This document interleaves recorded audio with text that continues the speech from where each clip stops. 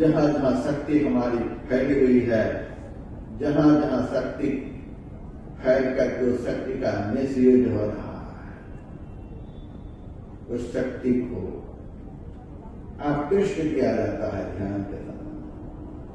सब तरफ की शक्ति को खींच करके, सब मन इंद्रियों की शक्ति को खींच करके जहां से शक्ति फैलती है वहीं पर शक्ति को केंद्रित कर दिया जाता है। यही अभ्यास ध्यान का है। जागृत अवस्था में हमारे शरीर के अंदर शक्ति का केंद्र आज्ञा चक्र में है। समुद्र मंथन वहीं होता है। असली समुद्र मंथन आज्ञा चक्र में होता है। हमारे स्थूल शरीर में जागृत अवस्था में शक्ति का केंद्र आज्ञा चक्र में है।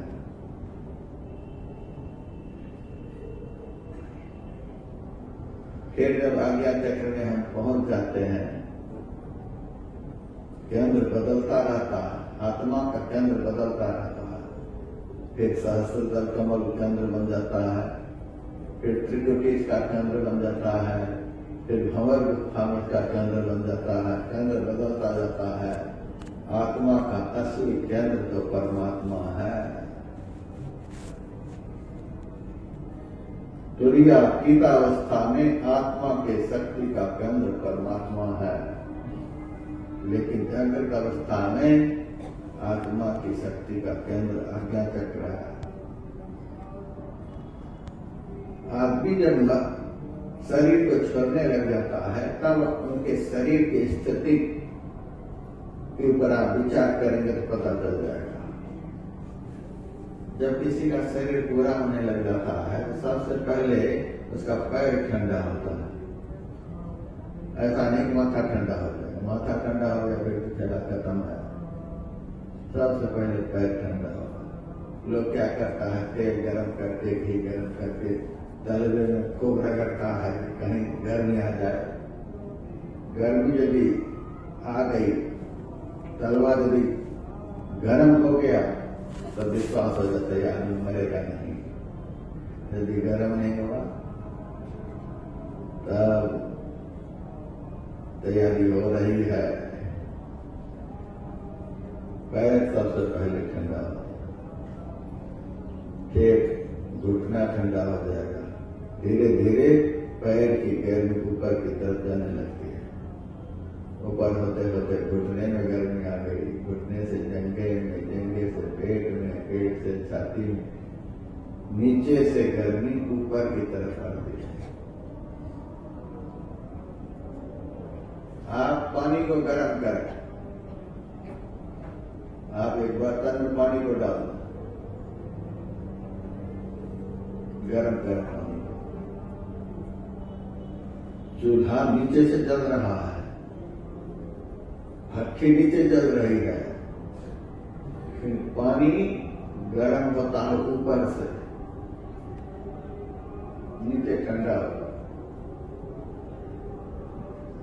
भट्टी जल रही है नीचे, नीचे से पानी ठंडा होते होते, ठंडा से गर्म होते होते गर्मी की दिशा ऊपर है। अग्नि तत्व जल तत्व से ऊपर का तत्व है, तो धीरे धीरे नीचे से, नीचे ठंडा है, ऊपर से गर्म होते होते होते होते वह गर्मी नीचे तक पहुंचती है, तब पानी खोलने लग जाता है। ऊपर से गर्मी, चूल्हा जल रहा है नीचे, लेकिन पानी ऊपर से गर्म होते होते होते होते तब गर्मी तक पहुंचता है, तब पानी खोलने लगता है। तो गर्मी का केंद्र हमारे शरीर में है कहाँ? ऊपर आज्ञा चक्र में।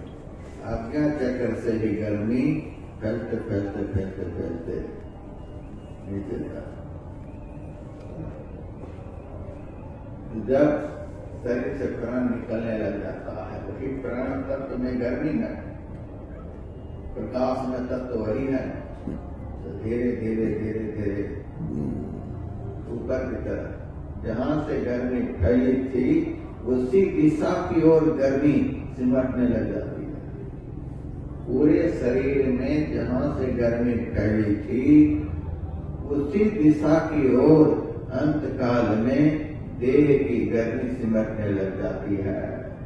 पैर से, घुटने से, छाती से, कंठ से। अब मुंह में गर्मी आ गई। लड़के बच्चे पूछते हैं, पिताजी पहचानते हो? मुंह हिला देता है, पहचानता हूं। मुंह से भी गर्मी जब नाक में पहुंच जाती है तब पूछते हैं, पिताजी इसको पहचानते हो? नाक में गर्मी है, अभी कान में भी गर्मी है। कान से आदमी सुन रहा है लेकिन मुंह से जो गर्मी सिमट गई, मुंह से बोलने लगा, मुंह बोलेगा नहीं। अब नाक से भी गर्मी सिमट गई, कान में गर्मी आ गई, तो नाक के सामने चित्र रखेंगे, पूछेंगे, कान से तो सुन रहे हैं कि नाक में गर्मी है नहीं, बता नहीं सकता है सुगंध दुर्गंध क्या है। मुंह में बोली नहीं, बोलेंगे कैसे? नाक में गर्मी नहीं तो सुगंध दुर्गंध का पता कैसे लगाएंगे? पता लगाने वाला तो कान में है, पता लगाने वाला तत्व तो कान में चला गया। कान से भी गर्मी सिमट गई, आंख में आ गई। अब पूछते हैं कि पहचानते हो? अब कान में गर्मी है नहीं, सुन नहीं रहा, लेकिन आंख से देख रहा है कि सामने वाला कुछ बोल रहा है। लेकिन दुर्भाग्य ऐसा कि हम अब सुन नहीं रहे। उस समय रोना आता है। अंत काल में देखिएगा कि आंख से आंसू स्वाभाविक रूप से निकलने लगते। आगे वाला बोलता है, उनके मुंह हिलने को आंख देख रही है। मन में अभिचेतना है, इसीलिए मन से यह ज्ञान होता है कि सामने वाला कुछ बोल रहा है, लेकिन अब हम सुन नहीं पा रहे हैं, मुंह बोल नहीं पा रहा। अब धीरे धीरे आंख से भी गर्मी सिमटती है। दोनों आंखों में गर्मी आई है कहां से? दोनों आंखों के मध्य मुकाबले तीसरी आंख है जिसको सिग्नेत्र कहते हैं, आज्ञा चक्र कहते हैं। उसी आज्ञा चक्र से दो किरण के रूप में गर्मी आंख में आई है। उसी दोनों किरणों का नाम विरक्त मिला है। ये दोनों किरणें सिमटती हुई सुषुम्ना में सिमट गई। प्राणनाथ जब निक्सन लागे, उलट गई तो नयन पुतलियां। अब पुतली उलट गई। जिंदा आदमी का फोटो लीजिए, दोनों आंखों के बीच में, आंख के पलक के भीतर जो डिम है, डिम के ठीक बीचों बीच एक पुतली है, उसी में देखने की शक्ति है। अंत काल में वो पुतली उलट जाती है। जिंदा आदमी का फोटो खींचेंगे तो बीच में उजला पन फोटो में आ जाएगा। मुर्दा का फोटो खींचेंगे तो केवल काला का काला आएगा, काला के बीच में जो उजला चिन्ह है वह नहीं आएगा। जिंदा आदमी का फोटो लीजिए और मुर्दा का फोटो लीजिए, जिंदा आदमी की आंख के ठीक बीच में सफेदी फोटो में आ जाएगा, मुर्दा में नहीं आएगा। सफेदी भीतर चली गई।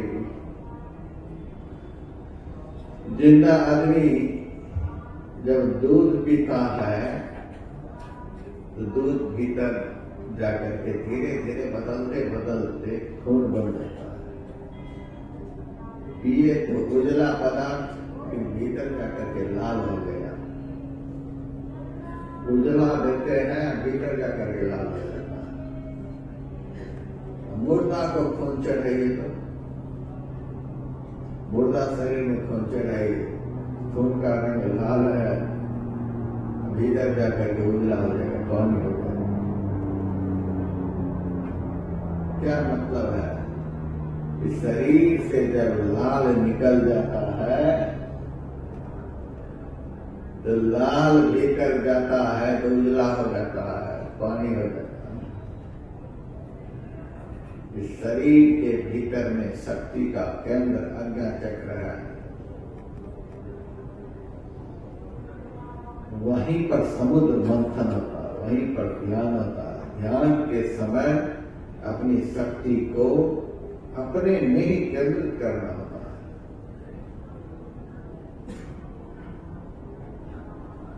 आंख की शक्ति को, कान की शक्ति को, सब इंद्रियों की शक्ति को खींचते खींचते खींचते आज्ञा चक्र में खींच लेते हैं।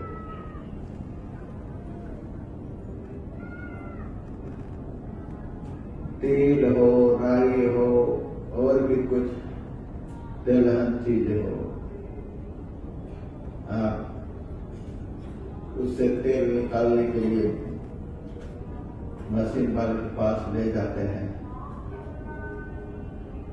और तेल हो चाहे राई हो, कहाँ डालते हैं? ऊपर में डालते हैं, टोकरी की तरह होता है लोहे का, उसमें डाल देते हैं। कितनी जगह से धीरे धीरे तेल निकलते निकलते डाले कहाँ? कई एक जगह से घूमते फिरते वह तेल 7 जगह से निकल रहा है, एक जगह से, एक ही जगह से। बहुत जगह चक्कर लगाते लगाते लगाते कल कहीं से निकल रहा है। ये तेल निकलने के लिए एक ही जगह है, एक ही जगह से तेल निकल रहा है। तिल में तेल है, राई में तेल है, लेकिन दिखलाई नहीं देता है। पेरते पेरते पेरते मशीन में डाल करके पेरते पेरते, लेकिन जब वह एक जगह से निकलता है तब हम तेल को देखते हैं। उसी तरह से आंख में भी शक्ति है, कान में भी शक्ति, समग्र अंग प्रत्यंग में हमारी शक्ति फैली है। एक मच्छर बैठता है शरीर पर तो तुरंत पता चलता। कैसे पता चलता? हाथ पर मच्छर बैठा तो हाथ को ज्ञान होता है कि हाथ के अंदर जो हमारी शक्ति है उसको ज्ञान होता है, हमको ज्ञान होता, हाथ को ज्ञान नहीं है। पैर में एक चींटी काटती है, तुरंत पता चलता है, क्योंकि हमारी शक्ति पैर में फैली हुई है। ध्यान के समय में हम शक्ति के केंद्र का अनुसंधान करते हैं। असली ध्यान यही है। एक बच्चे ने बड़ा अच्छा प्रश्न मेरे से किया था। मानस जाप मानस ध्यान करते हुए हमें दृष्टि योग में जाना है कि ये सहयोगी साधना है। मानस जाप मानस ध्यान ये सहयोगी साधना है। 10वां द्वार में ध्यान लगाने में इन दोनों क्रियाओं को पहले कर लेने से सहयोग मिलता है। हमारे बाबा देवी साहब को मानस जाप मानस ध्यान बताते भी नहीं थे।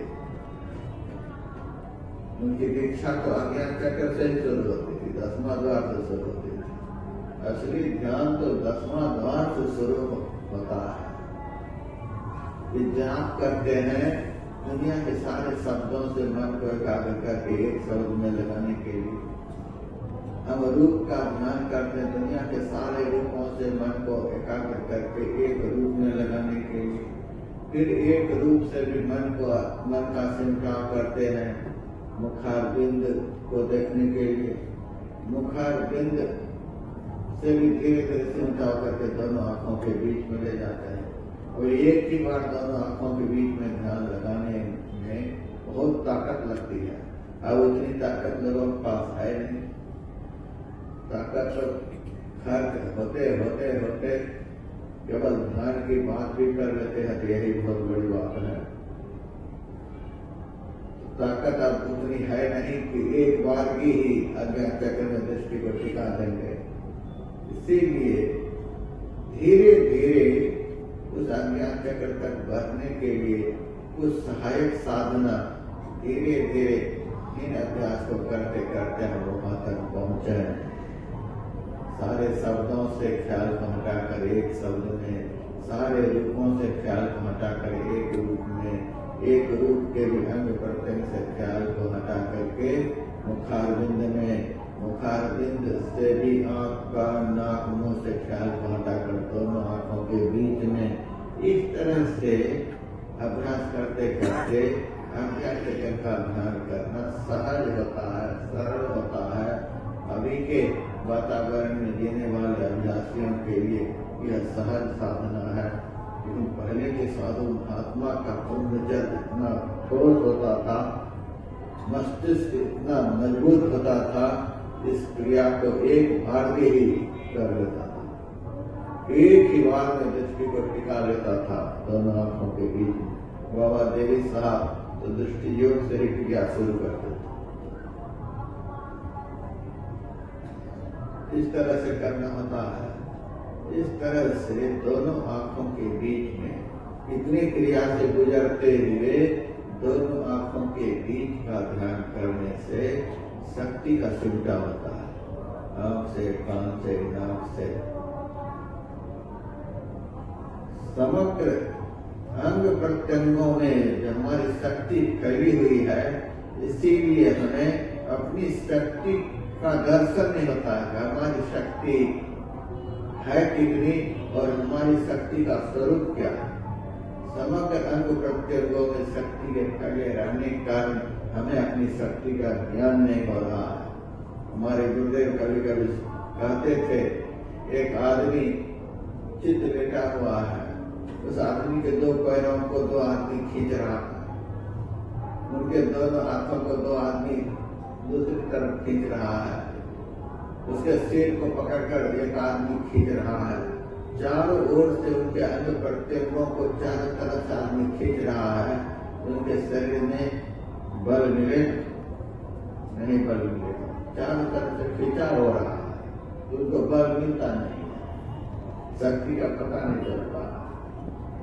यदि उनके पैरों को आदमी छोड़ दे, हाथों को आदमी छोड़ दे, सिर को छोड़ दे, तब वह अपने दोनों हाथों से किसी को कस के पकड़ लेगा, दोनों हाथों में उनकी देह की ताकत आ जाएगी, तब उसे अपनी ताकत का अनुभव होगा। वह आदमी जिनको पकड़ा था वह सामने से भाग लेगा। सिमटाओं से ताकत का पता चलता है, फैलाव से ताकत का पता नहीं चलता है। सब जगह हाथ पैर में हमारी शक्ति फैली हुई है, अपनी शक्ति का पता नहीं चलता है। जब सिमटाव का साधन होता है तब शक्ति का पता चलता है और शक्ति का दर्शन भी होता है। समग्र अंग प्रत्यंगों से ख्याल हट गया, दोनों आंखों के मध्य में दृष्टि एकाग्र हो गई। कल आपने सुना था, झलकत श्वेत निशान, दृष्टि योग अभ्यास अति करते ही करत, कपनी सहने छुटे प्रौढ़ हो गए सूरत, दिल दरवाजा टूटे नजर की जोर से, हारे नहीं लगे टकटकी खूब जोर बजोर से। जैसे दृष्टि एकाग्र हुई वैसे ही हमारी जो शक्ति फैली हुई थी, वो कौन सी शक्ति फैली हुई थी? वो प्रकाश ही तो फैला हुआ था। हाथ गर्म लगता था, पैर गर्म लगता था,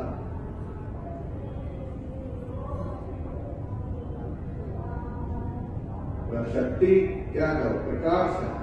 प्रकाश के कारण ही सर्वांग गर्म है।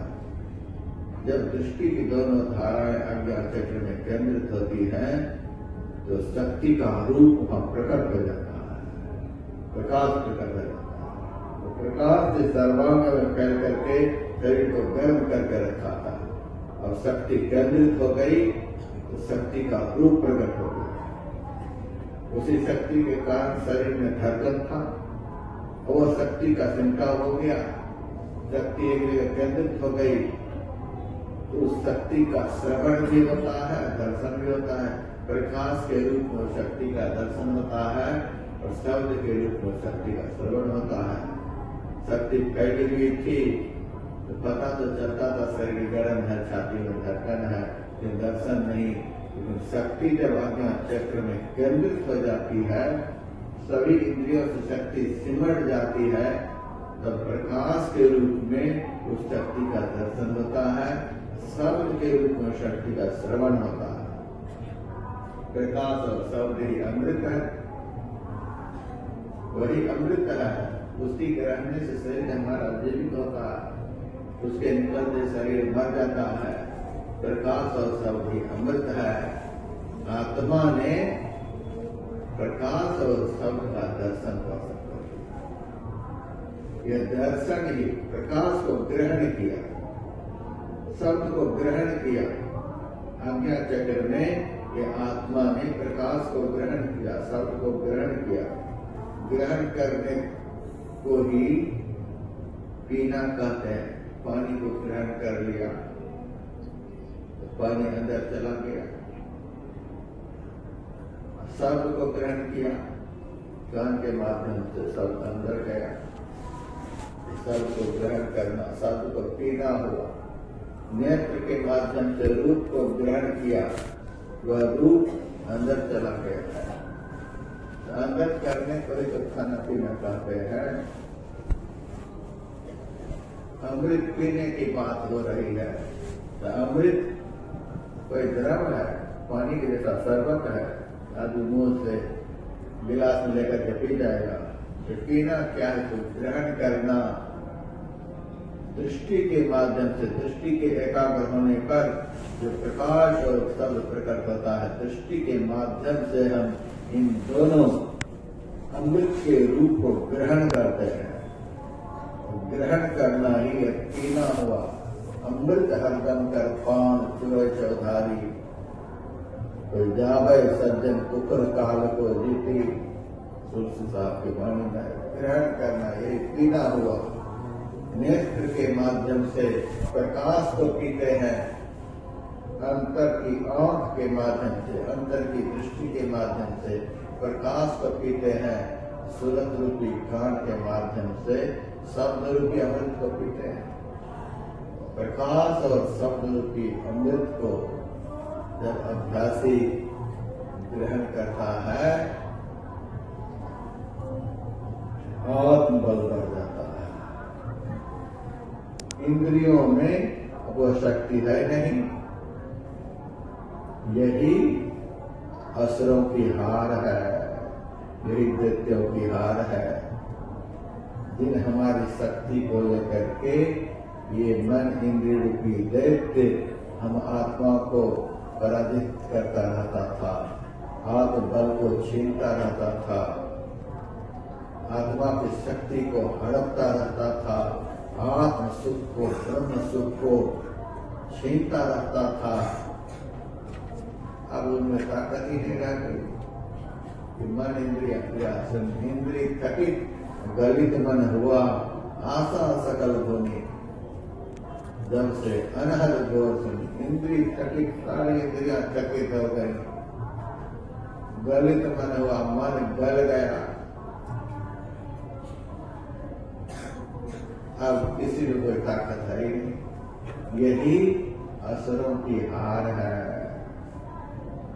सतयुग में देवासुर संग्राम हो गया, देवता जाने, राक्षस जाने, लेकिन हम भी तो दिन रात असुरों से पराजित हो रहे हैं। हमारा भी तो आत्म सुख, ब्रह्म सुख नष्ट हो गया है। फिर से आत्म सुख प्राप्त करने के लिए, ब्रह्म सुख प्राप्त करने के लिए ज्ञानाभ्यास रूपी समुद्र मंथन करना पड़ेगा। इस मंथन से अंतर ज्योति और अंतर्नाथ को ग्रहण करना पड़ेगा।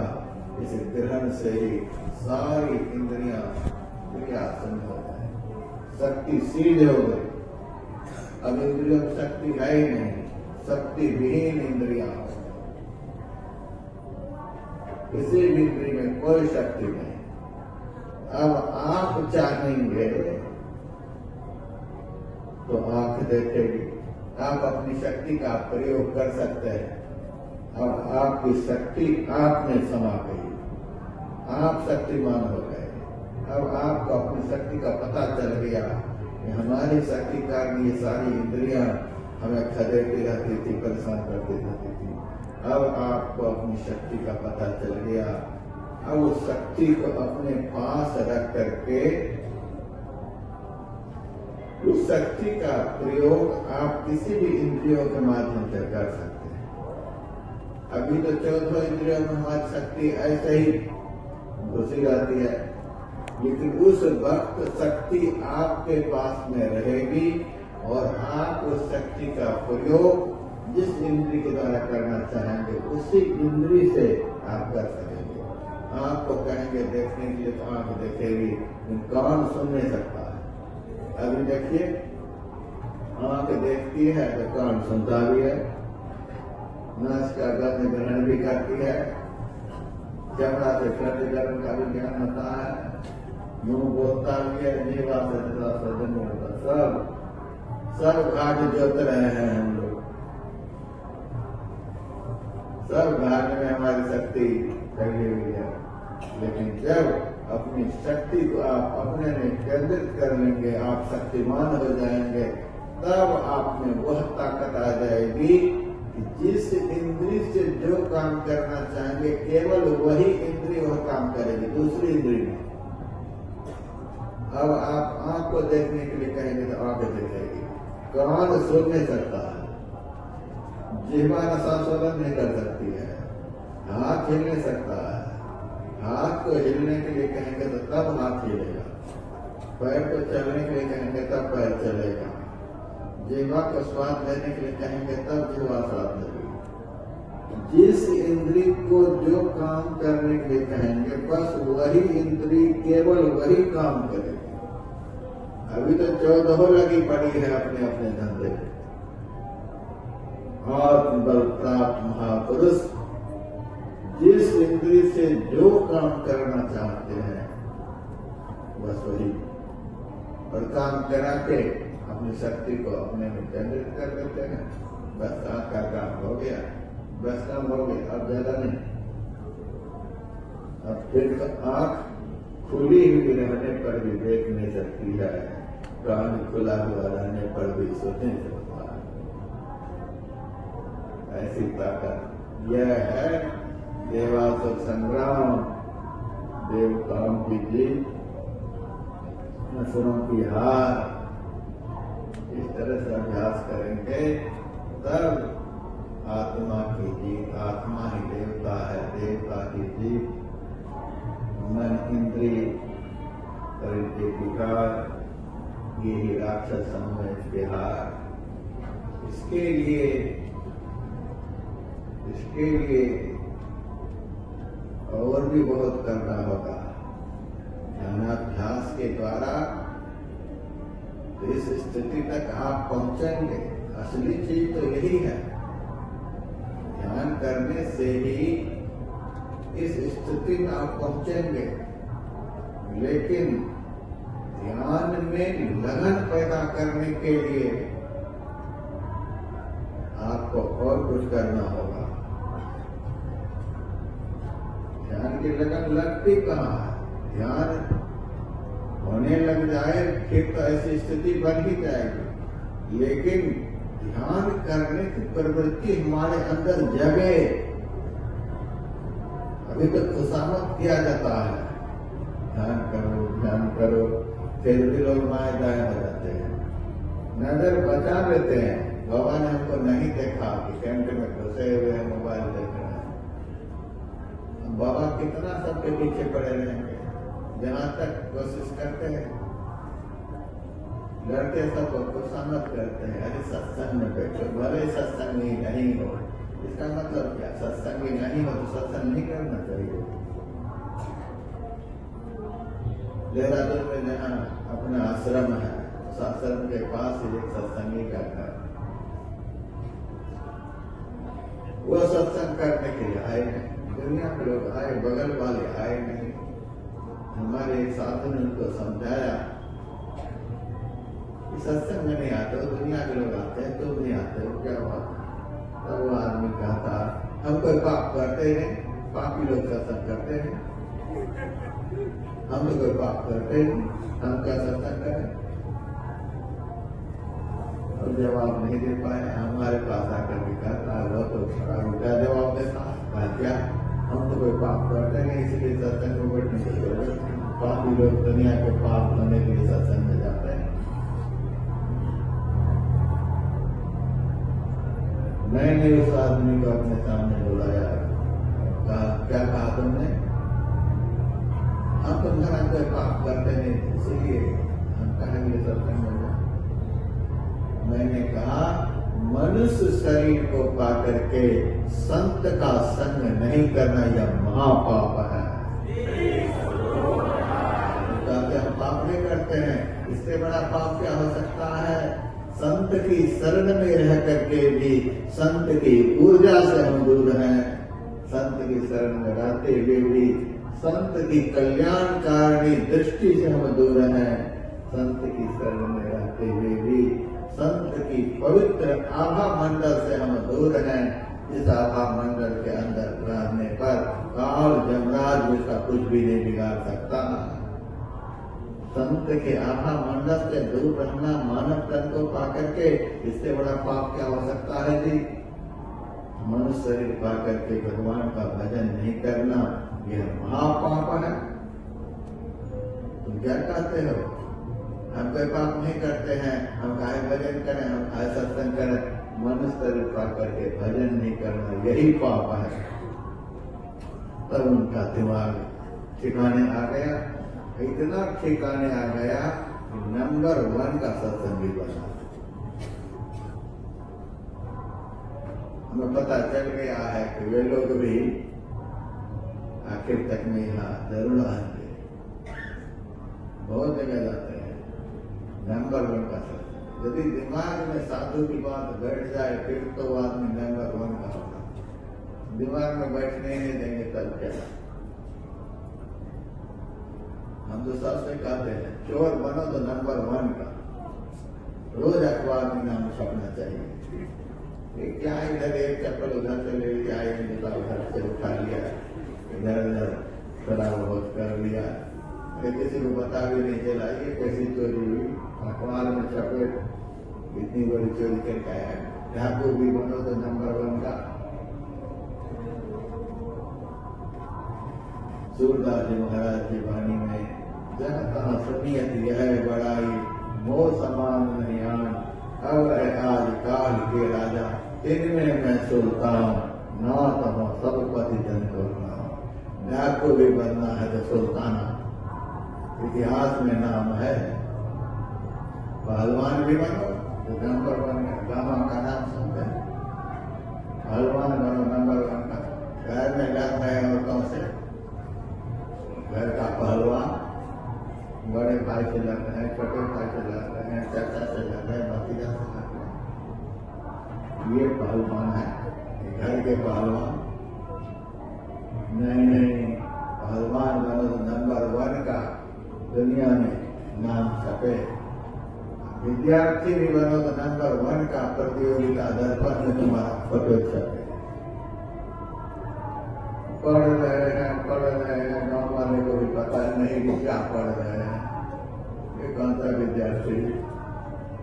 धनवान भी बनो तो नंबर 1 का, रतन टाटा मर गए तो भी दुनिया में नाम है। नंबर 1 का धनवान, अडानी का नाम आता है, अंबानी का नाम आता है। धनवान भी बनो तो नंबर 1 का, बेईमान भी बनो तो नंबर 1 का। दुर्योधन बन जाओ, अपने भाई की सारी संपत्ति को हड़प लो, जब तक भीम की गदा की चोट से कमर न टूट जाए तब तक हड़पते ही रहो। हड़प लो सब कुछ। साधु महात्मा को भी बख्शने के लिए राजी नहीं। एक आदमी मेरे से आग्रह किया, महाराज लड़की की शादी है, कुछ सहयोग कर दो। अब सत्संगी बोल रहा है, हम झूठ तो बोल नहीं सकते कि मेरे पास नहीं है। जो था मैंने दे दिया। क्या महाराज आप दिए हो हम आपका जरूर वापस करेंगे। हमने कहा हम तो संतोष बांध करके दिए हैं, वापस करने का मन हमारा कर देना नहीं ले लिया। तो देते समय कुछ लोगों ने देखा था, मेरे से कहा महाराज आपको वापस किया, कहा कि आपका तो नहीं किया। उनसे जाकर के किसी ने कहा महाराज से लिए आप तक वापस नहीं किए। तब वह कहता है जो महात्मा किसी को दे वह एक आंख का अंधा, और जो महात्मा को लौटा दे वो दोनों आंख का अंधा। ऐसे ऐसे बेईमान है। तो बेईमान भी मतलब ऐसा ही मतलब नंबर 1 का, दोनों आंख का अंधा। और लगे हाथ यह भी मैं कह सकता हूँ साधु भी बनो तो नंबर 1 का।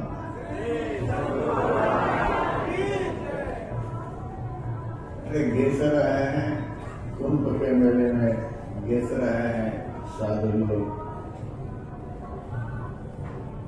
दुनिया के लोग जा रहे हैं साधु के दर्शन के लिए, और साधु दुनिया के पास चिमटा काट के बैठे हैं दुनिया वालों के दर्शन के लिए। कोई आए तो कुछ चढ़ाए, कोई आए तो कुछ चढ़ाए, कोई आए तो कुछ चढ़ाए। दुनिया के दर्शन के लिए धुना रमाए बैठे हुए हैं। ये साधु का परिचय है। साधु तो वह है जिनके धुना के पास दुनिया बनाने वाले आते हैं। लक्ष्मी है संतन की दासी, रज चाहत कैलाश को वासी। दुनिया बनाने वाले दास पल चुक है बड़े दरबार में, इंद्र है कोट में भरे पानी। गुरु नानक देव जी महाराज भार 18 मालन तेरी, शबर ढुरे पवने ले फेरी। प्रकृति के 18 भाग हैं। तो प्रकृति के 18 भाग, 18 अंग संत के चरणों में चवर डुलाने की जाती है। भार 18 मालन तेरी, चवर ढुरे पवने ले फेरी। सारी सृष्टि हाथ जोड़े खड़ी रहती है। और साधु संसारियों के दर्शन के प्यासे हम, कोई आए कोई चढ़ाए, कोई आए कोई चढ़ाए। दुनिया के आस में साधु बैठे, दुनिया बनाने वाले साधु के लिए तरसते हैं। इतनी ताकत साधु में, साधु भी बनो तो नंबर 1 का। कुछ करो तो इस लक्ष्य से हमें महानता को प्राप्त करनी है, हमें श्रेष्ठता को प्राप्त करनी है। तो ध्यान करेंगे तो जो मैंने कहा उस स्थिति को प्राप्त कर लेंगे। देवासुर संग्राम में आप विजयी हो जाएंगे। लेकिन ध्यान करना तो साधारण बात नहीं है। लोगों ने बहुत हल्के में ले लिया है। ये हल्का मामला नहीं है। फल मीठा पे ऊंचा तरवन, कौन जतन करी, कौन जतन करी है।